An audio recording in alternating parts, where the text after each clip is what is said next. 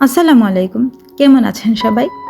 আজকে আমি আপনাদের কাছে নিয়ে এলাম কুমড়োর রেসিপি। এই মিষ্টি কুমড়োটা আমি রান্না করব চিংড়ি দিয়ে। প্রথমে মাটির চুলোয় কড়াই গরম করে কড়াইয়ে আমি অল্প পরিমাণ তেল দিয়ে দিব। এরপরে তেলের মধ্যে আমি কুচি কুচি করে কাটা পেঁয়াজগুলো ভালো করে ভেজে নেব। মশলা হিসেবে আমি এখানে ব্যবহার করছি নুন, মরিচ গুঁড়ো, হলুদ গুঁড়ো এবং জিরা গুঁড়ো। ভালো করে একটুক্ষণ ভেজে নিলে যখন পেঁয়াজগুলো নুয়ে আসবে তখন আমি এর মধ্যে দিয়ে দেব চিংড়িগুলো। মাছ কিংবা মাংসের চেয়ে চিংড়ি দিয়ে যে কোনো তরকারি রান্না করে খেতে কিন্তু দারুণ লাগে। শুধু স্বাদের দিক থেকেই নয়, চিংড়ির গুণাগুণও কিন্তু অনেক বেশি। চিংড়িতে বিদ্যমান প্রোটিনের পরিমাণ আমাদের দৈনন্দিন প্রোটিনের চাহিদার প্রায় 40% পূরণ করে। আমার পরিবারের সদস্যদের কিন্তু মাছ মাংসের চাইতে চিংড়ি অনেক বেশি পছন্দ। এই তো গল্পের এই পর্যায়ে আমার রান্নাটা অনেকটা এগিয়ে এসেছে। এই মুহূর্তে আমি চিংড়িগুলোকে পেঁয়াজের সাথে ভালো করে ভেজে নেব।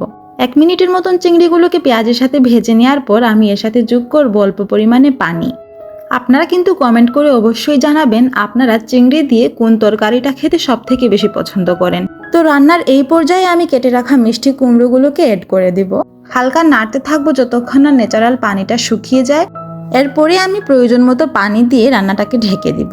কুমড়োটা পারফেক্টলি সিদ্ধ হয়ে রান্নাটা হয়ে আসতে বড়জোর 10 মিনিট লাগবে। আশা করছি যারাই আমার এই ভিডিওটা দেখছেন প্লিজ আমার চ্যানেলটা সাবস্ক্রাইব করে দিবেন এবং আমার ভিডিওতেও লাইক করে দিবেন।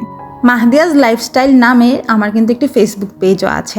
আপনারা কাইন্ডলি আমার ফেসবুক পেজটাকেও ফলো করে দিবেন। ধন্যবাদ।